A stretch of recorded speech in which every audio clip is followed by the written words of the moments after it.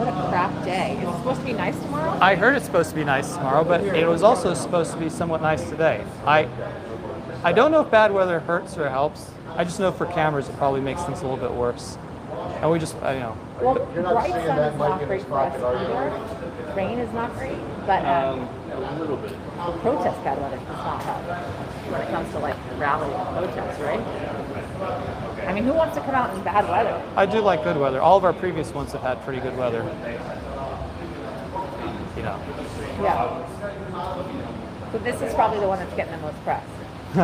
Purposefully. Is that better? From your Yes, I'm good. vantage point. It's the only one that has really gotten press. I mean, we've done 2 of these here in the city. No, we did one at the UN.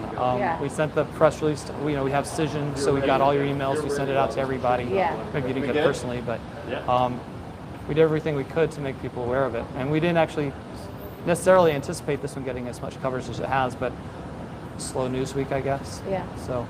Good? Well. All right, Yasmin, we're good. I think it's more than that. Which I'm sure you know. We're good? Yep, we're good. All right, Matt, just say your name and spell it for me, and then identify yourself as how you want to be identified. Hi, my name is Matt Brainerd, Executive Director of Look Ahead America. Spell your name for me. BRAYNARD. All right, Matt, tell me about the rally for tomorrow. What's happening? I think what's most important, and what there's been the most confusion about, is that our organization condemns all political violence. We think anybody that was arrested for violence, hurting a police officer, breaking property on January 6th, should be given a speedy trial, if convicted, locked up. We completely agree that those people who were violent on that day belong in prison. Our effort, though, is focused at the many people who did not engage in any violence that day, did not engage in any destruction of property, yet they're being treated very differently than anybody ever has in the history of the Capitol in engaging in what you could consider some kind of civil disobedience or aggressive exercise of First Amendment rights. We've seen when Alexandria Ocasio-Cortez stormed the Speaker's office with environmental protests and let us sit in, they were all released that same day with maybe a $35 or $50 fine. We saw it during the Kavanaugh hearings when the Senate office buildings were stormed and the hearings were repeatedly interrupted. People were released that day, often so they could go back and do the same thing all over again on the same day. We believe that the reason these people are being persecuted, the vast majority of those that were peaceful that day and did not engage in violence and have not been charged with violence, isn't because of what they did, but because of what they believe. And that's wrong, and we're happy to stand up for them. Let's take a step back, okay? I want to hear first about why you organized this rally for tomorrow. Well, we have been engaged in this issue all the way back to January, where we first noticed a lot of people who typically would be getting a slap on the wrist were being turned into domestic terrorists. And we thought that this was wrong. So we've been leading this effort. We've had rallies here in DC at the Department of Justice. We had a rally at the prison. We've had 9 rallies at state capitals across the country. So this is just sort of building up, trying to raise the issue, and we've already seen we've had success. Already members of Congress are starting to take action on this. Already the public is taking notice. We have a Rasmussen poll that shows about half the country agrees with us now that there are political prisoners being held, including 45% of Democrats. And I've seen internal poll numbers that show much the same thing. So this is just our continuing effort to make the people on Capitol Hill recognize that this is a real problem. Again, we condemn we condemn those who engaged in violence, but individuals who were simply in the wrong place at the wrong time are being unjustly persecuted. In the wrong place at the wrong time? The vast majority of the hundreds of people who have been arrested who have not been charged with violence. Well, I have a sheet right here. Yeah, go ahead. These are the folks who are being held specifically in solitary confinement at the prison who did not engage and not being charged with any kind of violence, specifically Thomas Hale Kasani, Benjamin Martin, Kerry John Walden. We have other folks who are being hit with conspiracy charges. I can go name by name, but we actually at our website have the most comprehensive database of all of the arrestees. It's at lookatatamerica.org/J6, and we list everything they've been charged with, what their current, where they're being held, who their attorneys are, if anybody wants to reach out. So these are people that have unlawfully stormed the Capitol. Storming is the characterization. That's your characterization. It's not mine. In many cases, they walk through a door held open by a Capitol Police officer. So let's take a step back. Were you there on January 6th? Were you outside the Capitol? I was not there present. I'm sure you were, and I know that the visuals were horrible. I know that there were a lot of evil done that day to police officers. We condemn that, explicitly condemn that, and the people who are responsible for that belong in prison. So who do you think walked through those Capitol doors? Well, I've read you some names, and we have a large database of people. We have footage of folks walking and standing peacefully between rope lines, waiting for their turn to go in.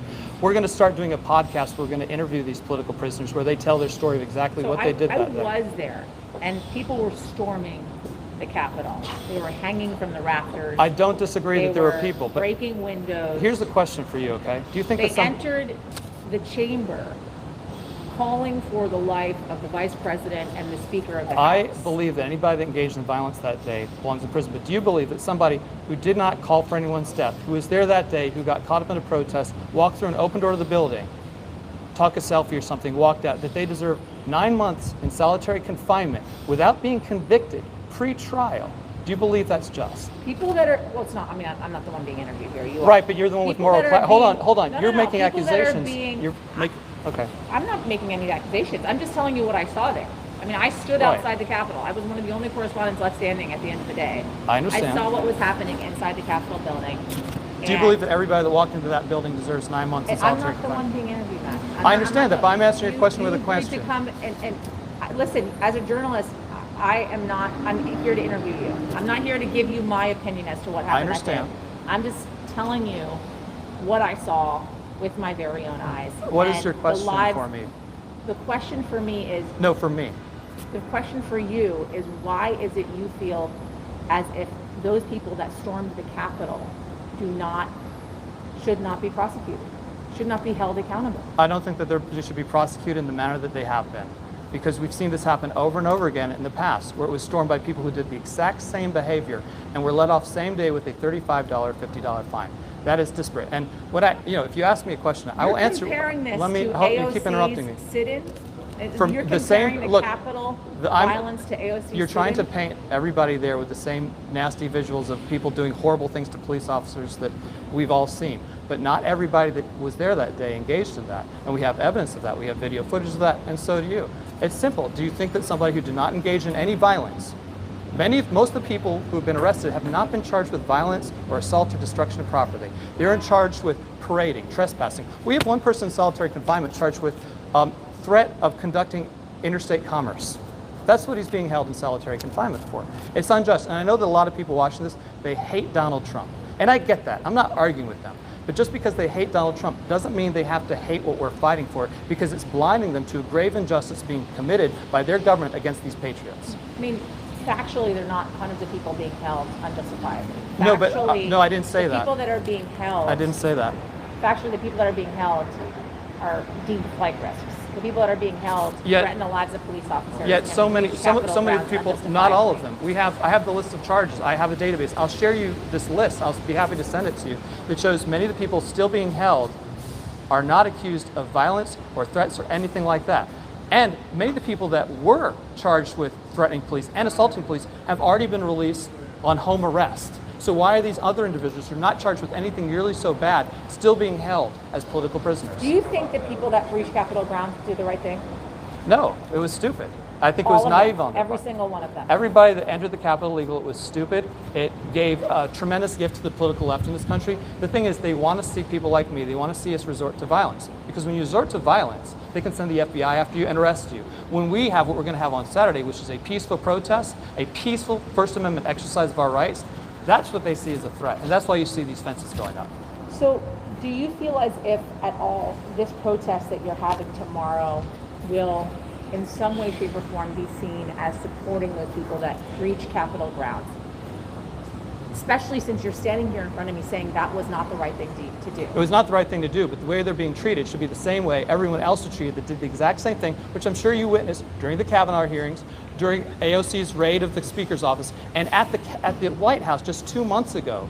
It was blockaded illegally by an environmental group. You didn't report on that. You didn't call that an insurrection. Those people were arrested and released that same day on bail with no serious consequences. All I'm saying is I want the same treatment for the people engaged in that kind of behavior at the Capitol.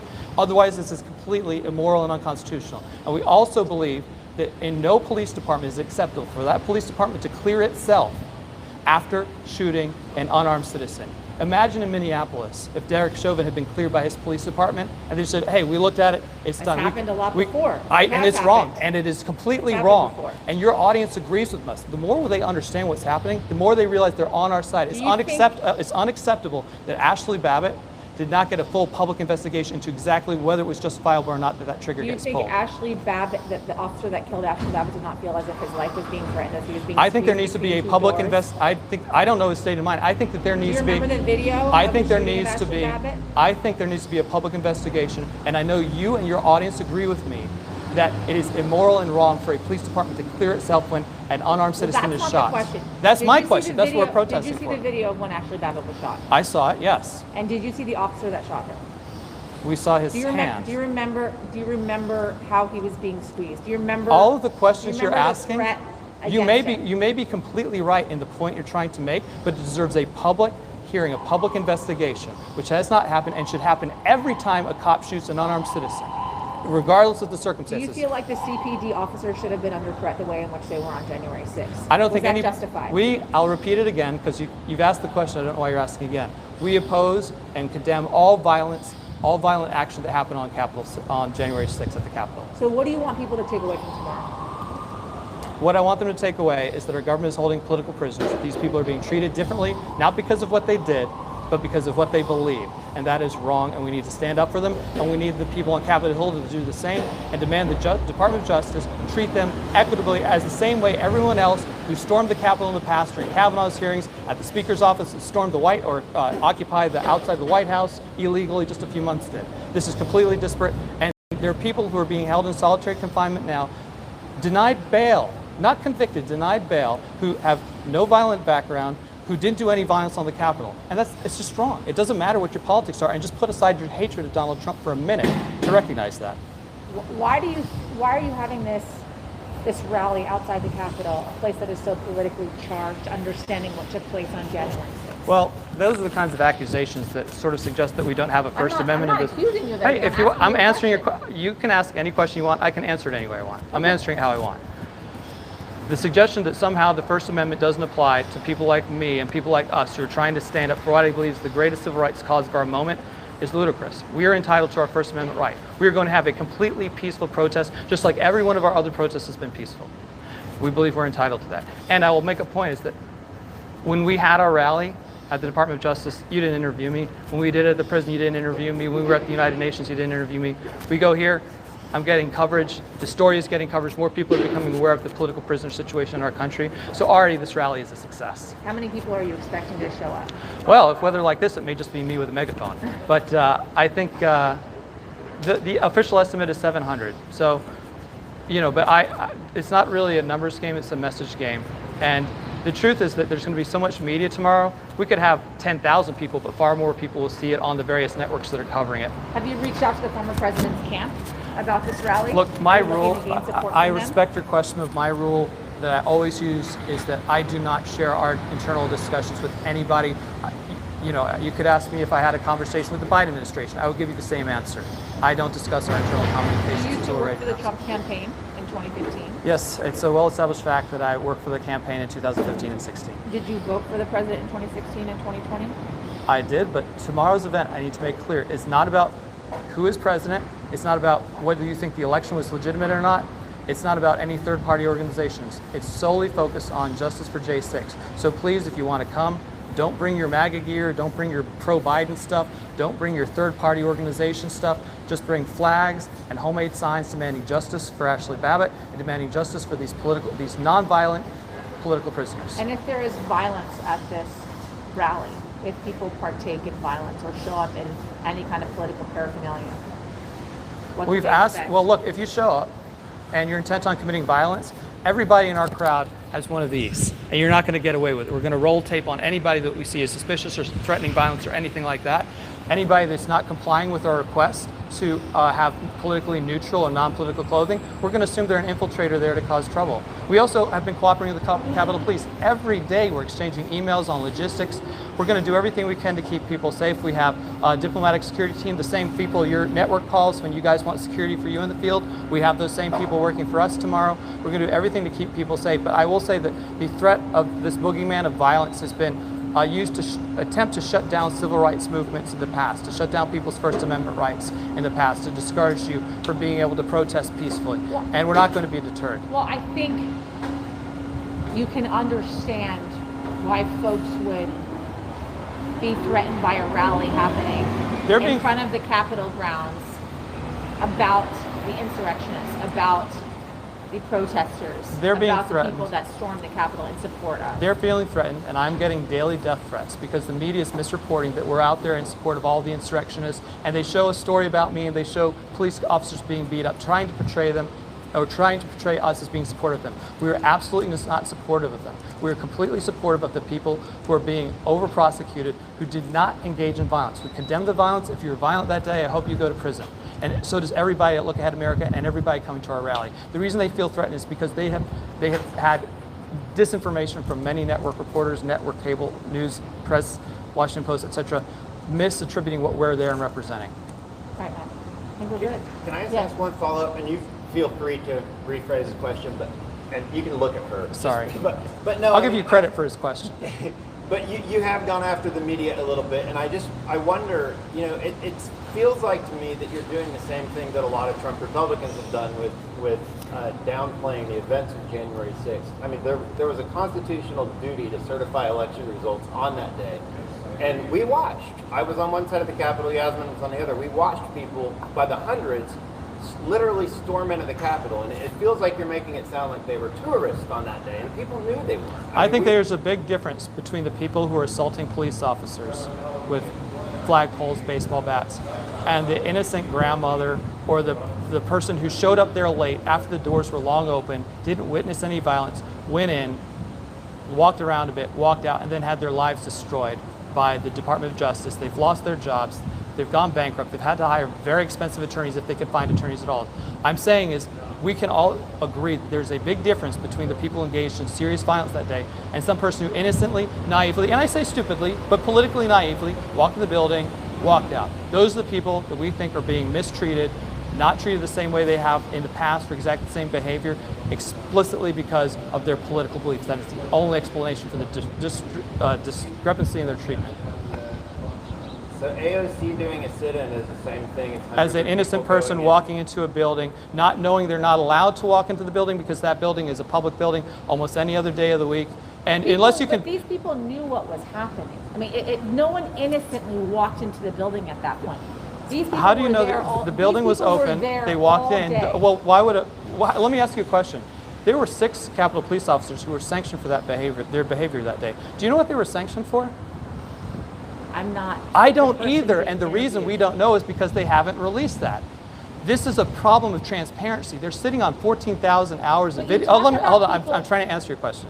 They're sitting on 14,000 hours of videotape that would tell the full story, more than your eyes could see and his eyes could see together. And I'm telling you, there are people who innocently, naively walked into that building, walked out, did not know it was illegal to do so, and now they're having their lives destroyed. And you can interview them, and we will find them for you, and we will present them to you to interview. That they did nothing violent. They got there late because this thing was ongoing for a while, and they walked out. And yet, we have the White House under assault over the summer. Dozens of Secret Service agents injured. Their guard station destroyed. No call of insurrection, nothing like that. But here this happens, and the media wants to pounce on it. It's creating a narrative. People didn't innocently and naively walk into the Capitol building on January 6th. They knew exactly what they were doing in walking in. They had been They there walked all in day. peacefully. They had been protesting. They had been Not walking everybody up was there all day. Not Constitution everybody Avenue, witnessed walking that. up Pennsylvania Look, are Avenue, watching the people breach the grounds of the Capitol. When they walked in, seeing the doors had been broken open. They saw windows smashed. The Capitol to protesters pieces. During Kavanaugh hearings. Someone Well, hold lost on. their life. The Kavanaugh hearing protesters knew they shouldn't walk into that building. They knew they shouldn't interrupt the hearings because many of them were sanctioned for that and fined and arrested and went back and did it again and again, interfering with government business. I think that's wrong and stupid. I think the people that did the things they did was wrong and stupid. My issue is that they did the exact same thing and they were being treated differently. And that's it. And I believe that when a police department kills an unarmed person, maybe it's justifiable, maybe it's not, but they cannot clear themselves of it. And that the level of transparency out of that agency under Nancy Pelosi's rule, it's embarrassing. You should know what those 6 officers were sanctioned for. You should know who they were. Maybe they were treated unfairly. Maybe they shouldn't have been sanctioned at all. This lack of transparency and this disparate treatment is everything that we're protesting about. And the more people learn about it, the more they agree with us. Despite their hatred for Trump, they just have to see beyond that and see that this is a bigger problem. I think we're good. Yeah. Thank you, Matt. All right. Thank you. Thank you. All All right, you guys have a great day. Yeah, you Thanks too. a lot. You cannot Oh, have I a got it. microphone. All right, all right. Sure. All right. What time? You're doing a media scrum down there afterwards tomorrow, you said?